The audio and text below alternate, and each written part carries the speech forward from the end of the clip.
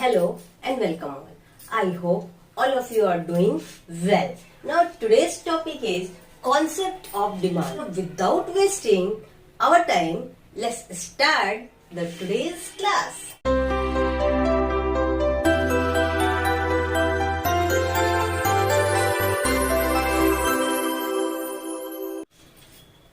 Concept of demand. Concept of demand को समझने के लिए हमें सबसे पहले ये समझना जरूरी है कि जो डिमांड है उसमें क्या क्या मोस्ट इम्पोर्टेंट पॉइंट कंसीडर होता है। तो देखो, अगर हम डेफिनेशन को लेके चले ना, उसमें हमको दो तीन चीजें मोटी मोटी दिख रही हैं। एक तो दिख रही है, इसको दूसरे कलर से मैं अंडरलाइन करती हूँ। एक तो दिख रही है डिजायर, कंज्यूमर की डिजायर, एक विलिंगनेस और एक पे। ठीक है, भी कंज्यूमर है, वो अगर कोई भी गुड्स और सर्विसेज को लेने की डिजायर करता है, उसकी विलिंगनेस रखता है और उसको पे करने की उसकी एबिलिटी भी है, तो ऐसे चीज को हम कहेंगे कि वो कलेक्टिवली जब एक साथ हो जाता है, दैट इज द डिमांड। अब मान लो कोई पर्सन है, राम, श्याम और सीता। ठीक, तो जो राम है, श्याम है और सीता है। हम देखते हैं राम क्या है कि कोई एक एक्स कमोडिटी है, उसको लेने की डिजायर है। ठीक, उसको लेने की विलिंगनेस है। ठीक, पे करने की भी विलिंगनेस है, लेकिन एबिलिटी नहीं है पे करने की। तो क्या ये डिमांड हमारी इफेक्टिव डिमांड है? नहीं। फिर श्याम, इसको लेने की डिजायर है। ठीक, ये पे करने की एबिलिटी भी रखता है, लेकिन ड्यू टू सम कॉज, हो सकता है उसको नीड ना हो, या हो सकता है नीड है बट वो कुछ माइजर पर्सन है, इस वजह से वो उसको नहीं लेना चाह रहा है। तो क्या ये डिमांड हुई? बिल्कुल भी नहीं। इसको भी हम डिमांड नहीं कहेंगे, ना राम की डिमांड को डिमांड कहेंगे, डिजायर को, और ना ही श्याम की। ठीक है, देन सीता, इसको एक्स कमोडिटी लेने की डिजायर है, लेने की विलिंगनेस है, और वो कमोडिटी का जो सेट प्राइस है पे करने की एबिलिटी भी है। तो क्या हुआ यहाँ पे, ये जो डिमांड हुआ created by Sita, that is the demand. और इसको अगर हम नटसर में बोलें, that is the effective demand. अगर डिमांड को हम पूरे मीनिंग के कॉन्सेप्ट में आके देखते हैं, तो देखो ये एग्जाम्पल तुम लोग का इसके साथ टच हो रहा है ना, इसको ऐसे ब्लॉक में कर दिया जाए।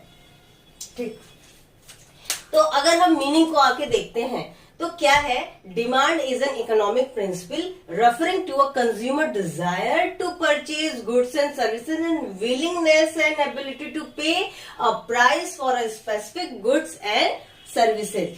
वो कंज्यूमर डिजायर कर रहा है गुड्स एंड सर्विसेज को परचेज करने के लिए, और उसके पास एबिलिटी है पे करने की, और साथ ही साथ विलिंगनेस है कि वो उसके पर प्राइस को, जो सेट प्राइस है, उसका पेमेंट करे। तो क्या है कि ये स्पेसिफिक गुड्स और सर्विसेज की जो demand, desire, willingness, ability to pay हो रहा है, that are collectively called the demand. Okay, अब डिमांड हमारा कैसा है? डिमांड का जो नेचर है ना, उसका जो क्राइटेरिया है, वो दो तरीके का है। एक तो हमारा इंडिविजुअल डिमांड और दूसरा हमारा मार्केट डिमांड। ठीक है, इंडिविजुअल डिमांड कौन सा डिमांड होता है? जब कभी भी ऐसा डिमांड जो कोई भी गुड्स और सर्विसेज किसके लिए होता है, किसके उस पे कॉन्सेप्ट पे आता है, इंडिविजुअल के कॉन्सेप्ट पे आता है, वो डिजायर कर रहा है। एक कोई, जैसे कि राम, श्याम, सीता की बात हो रही थी, है ना, वहां पे डिजायरनेस हो रही है, वहां पे विलिंगनेस हो रही है, वहां पे एबिलिटी की बात हो रही है पेमेंट के। तो क्या हो गया, that types of demand is called the individual demand.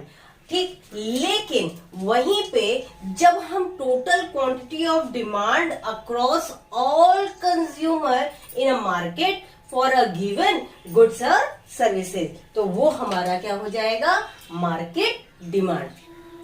Now you can take a screenshot. I will come within a second. Determinants of demand में now let's see. First thing is the income. अगर तुम लोग ने law of demand की class देखी है तो ये समझने में बहुत ज्यादा हेल्प मिलेगा. अगर नहीं देखी है तो वो क्लास भी जरूर देखना.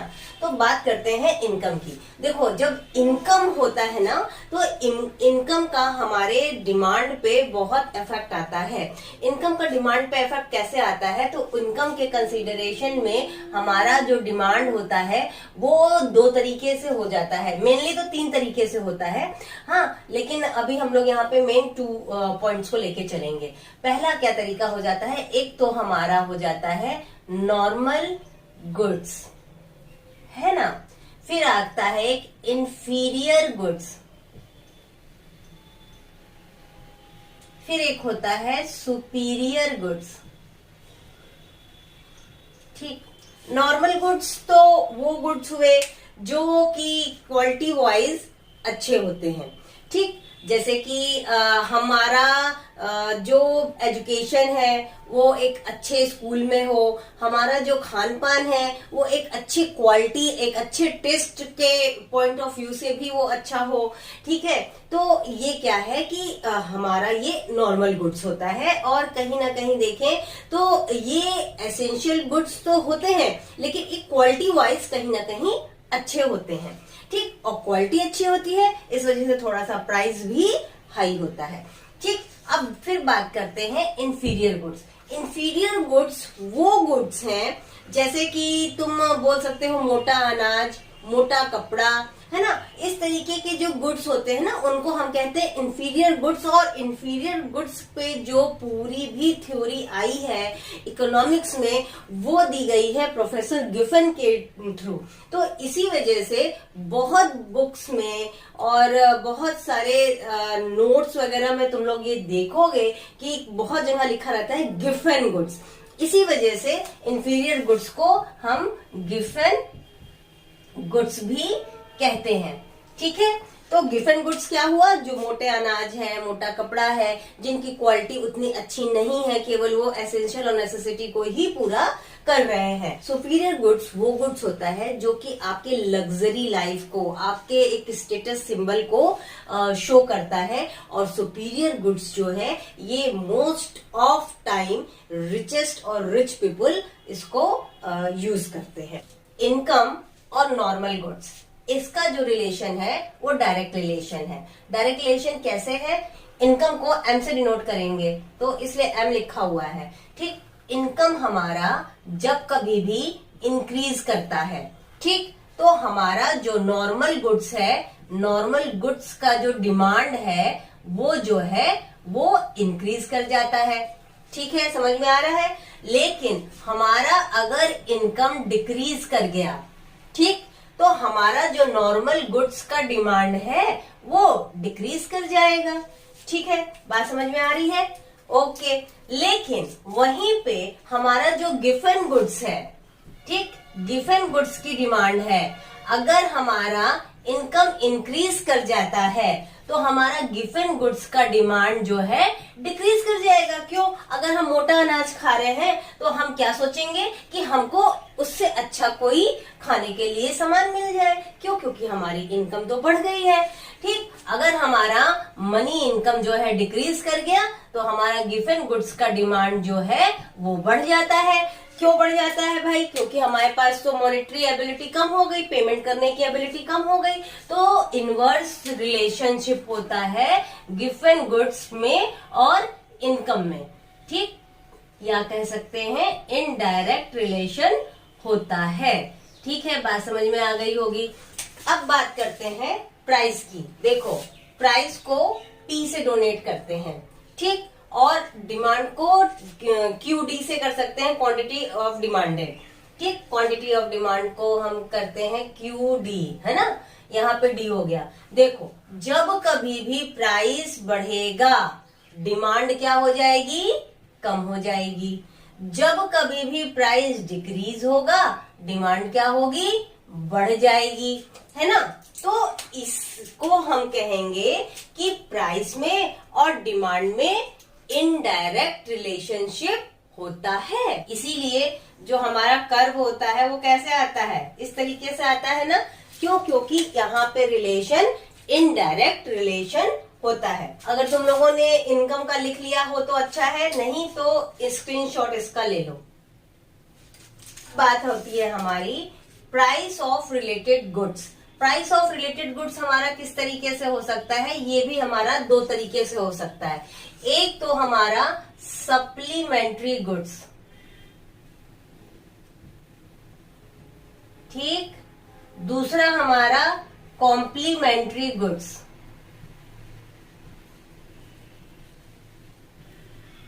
सप्लीमेंट्री गुड्स में हम कुछ एग्जाम्पल ले सकते हैं, जैसे कि हो गया शुगर का जैगरी, है ना, कॉफी का टी। कॉम्प्लीमेंट्री गुड्स में एक जो मोस्ट कॉमन एग्जाम्पल है वो है आपका कार और पेट्रोल, है ना, कार और पेट्रोल। अब देखो यहाँ पे मैंने जो सप्लीमेंट्री गुड्स लिखा है ना, इसको सब्स्टिट्यूट भी कहते हैं, सब्स्टिट्यूट गुड्स, है ना, जिसका कि अगर हम एक की जगह दूसरे का यूज इजीली कर सकते हैं। जैसे कि नाउ सपोज अगर हमारा शुगर का प्राइस इंक्रीज हो गया, है ना, एक्स कमोडिटी यहाँ पे शुगर है, उसका प्राइस इंक्रीज हो गया, वाई कमोडिटी जैगरी है जिसका प्राइस एज इट इज है, तो कंज्यूमर को क्या लगेगा कि शुगर का प्राइस इंक्रीज हो गया, हमारे जो एक सर्टेन इनकम है उसमें वो नहीं हो पाएगा, तो क्या हो जाएगा, जैगरी का यूज वहां पे ज्यादा करने लगेगा वो। ठीक ऐसे ही मान लो दूसरे एग्जाम्पल में कॉफी का प्राइस जो है वो बढ़ गया, तो क्या होगा, कंज्यूमर कहाँ शिफ्ट कर जाएगा, टी पे, वो टी का यूज यूटिलिटी उसकी बढ़ जाएगी। तो जो डायरेक्ट रिलेशनशिप है वो हमारा सप्लीमेंट्री गुड्स या सब्स्टिट्यूशन ऑफ गुड्स में निकल के आता है। जैसे कि मान लो कि शुगर का प्राइस कम हो गया, तो जो जैगरी को यूज कर रहे थे उन्हें लगेगा कि अगर हम जैगरी को यूज कर रहे हैं और शुगर का प्राइस डिक्रीज हो गया है तो हम अफोर्ड कर सकते हैं शुगर, तो वो शुगर पे शिफ्ट हो जाएंगे। ठीक उसी तरीके से टी और कॉफी के एग्जाम्पल को ले सकते हो, जैसे कि अगर कॉफी का प्राइस डिक्रीज कर गया तो जो टी पे थे वो शिफ्ट कर जाएंगे कॉफी पे की कॉफी का जो प्राइस है वो डिक्रीज कर गया तो वो अफोर्डेबल रेंज में आ गया। तो ये क्या हो जाएगा, हमारा डायरेक्ट रिलेशनशिप हो जाएगा सब्स्टिट्यूशन गुड्स में या सप्लीमेंट्री गुड्स में। डायरेक्ट रिलेशन, डीआर लिखा है, तुम लोग डायरेक्ट रिलेशन लिखना, ठीक है। फिर बात हो जाएगी हमारी कॉम्प्लीमेंट्री गुड्स। कॉम्प्लीमेंट्री गुड्स हमारा क्या है, कॉम्प्लीमेंट्री गुड्स में जैसे कि मान लो ये कार है, ये पेट्रोल है। अब देखो कार तो एक बार खरीदनी है, तो इसलिए किसी तरीके से आपने पैसे को कलेक्ट किया, सेव किया, उसको उस बाद आपने कार को परचेज तो कर लिया, लेकिन पेट्रोल तो आपको हमेशा ही खरीदना होगा, है ना। तो क्या है कि अगर पेट्रोल का प्राइस बढ़ता है तो कार की डिमांड कम हो जाएगी उस टाइम पर्सपेक्टिव में, लेकिन अगर पेट्रोल का प्राइस डिक्रीज होता है तो क्या हो जाएगा कि कार की डिमांड बढ़ने के बहुत चांसेस होते हैं। तो ये क्या हुआ, इनडायरेक्ट रिलेशनशिप हुआ, ठीक है। उसके बाद आता है हमारा एक्सपेक्टेशन ऑफ प्राइस चेंज। जब कभी भी एक्सपेक्टेशन क्या है, एक्सपेक्टेशन फ्यूचर को लेके होता है, ठीक। जब कभी भी कंज्यूमर को ऐसी कोई बात पता चलती है, ऐसी कोई चीज समझ में आती है कि आने वाले नियर फ्यूचर में हमारे किसी भी प्रोडक्ट जो हम यूज कर रहे हैं उसका प्राइस बढ़ सकता है, तो देखो इसमें मोस्ट इंपॉर्टेंट चीज क्या है, डिमांड प्रेजेंट कॉन्टेक्स्ट में होता है, समझ में आई बात, प्रेजेंट कॉन्टेक्स्ट में होता है, और प्राइस हमेशा फ्यूचर का लेके चलते हैं। प्राइस क्या होता है, एट फ्यूचर, समझ में आ गई बात, अब समझ में आ रहा होगा, ठीक। तो एक्सपेक्टेशन ऑफ प्राइस में दो कंपोनेंट आपके काम करते हैं, एक तो प्रेजेंट टाइम का जो डिमांड है वो आज की डेट का, और प्राइस फ्यूचर का हम लेते हैं। ऐसे मान लो कि एक कोई एक्स कमोडिटी है और आज की डेट में उसका प्राइस जो है बहुत ज्यादा है। लेकिन हमें ऐसी स्टडी से ये पता चल रहा है कि आने वाले नियर फ्यूचर में वो जो प्राइस ऑफ एक्स है वो कहीं ना कहीं फॉल करेगा, डिक्रीज करेगा। तो उस केस में आज की डेट में उसका डिमांड हम कम से कम करेंगे या नहीं करेंगे। लेकिन यहीं पे एक इनवर्स केस ले लो, हमारा एक एक्स कमोडिटी है जो कि ऐसा स्टडी में पता चल रहा है कि फ्यूचर में उसका प्राइस बहुत ज्यादा होने वाला है। तो क्या होगा, हम आज ही की डेट में उसका डिमांड ज्यादा करेंगे और उसका स्टोरेज करके रख लेंगे। ठीक, test and preference. When public's desire, emotion or preference change in factor of a product, so does the quantity demanded. Likewise, when taste go against that, depress the amount demanded. Size and composition of population. It's very obvious कि जहां कहीं भी population ज्यादा है वहां पे कोई भी गुड्स और सर्विसेज की डिमांड तो ज्यादा होगी ना, रादर देन जहां पे पॉपुलेशन कम है। ठीक उसी तरीके से सीजन और वेदर, जैसे कि मान लो कि गर्मी का सीजन आ गया तो अब क्या होगा, वहां पे cooler, refrigerator, AC, fan, pedestal fan, इन सब का डिमांड ज्यादा हो जाएगा। वहीं पे अगर हम बात करते हैं कोल्ड की, अगर विंटर्स की बात करते हैं तो क्या होगा कि वहां पे हमारा वार्मर का डिमांड ज्यादा हो जाएगा, हमारे पास जो वुलन वार्मर का डिमांड ज्यादा हो जाएगा, हमारे पास जो वुलन जैकेट्स हैं, कपड़े हैं, उनके डिमांड ज्यादा हो जाएंगे। अब बात करते हैं डिस्ट्रीब्यूशन ऑफ इनकम की। डिस्ट्रीब्यूशन ऑफ इनकम में हमारा दो तरीके से आएगा, एक तो हो जाता है इक्वल और दूसरा हो जाता है अनइक्वल। जब कभी भी इक्वल डिस्ट्रीब्यूशन ऑफ इनकम होता है वहां पे जो डिमांड होती है ना, वो नेसेसिटी गुड्स के अलावा भी डिमांड होती है और भी गुड्स की। लेकिन जहां पे अनइक्वल डिमांड होती है इनकम की, वहां पे क्या होता है कि बेसिक नीड, जो नेसेसिटी ऑफ नीड्स होती हैं, उनके ही डिमांड ज्यादा की जाती है, उसके बाद हमारी दूसरे गुड्स की डिमांड होती है।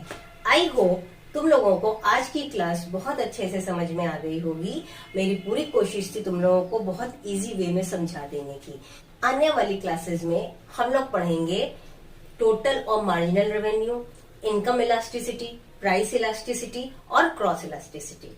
और अगर मेरे क्लास में नए हो तो सब्सक्राइब जरूर करो और जल्दी जल्दी अपने सारे फ्रेंड्स में शेयर करो और लाइक करो, कमेंट करो।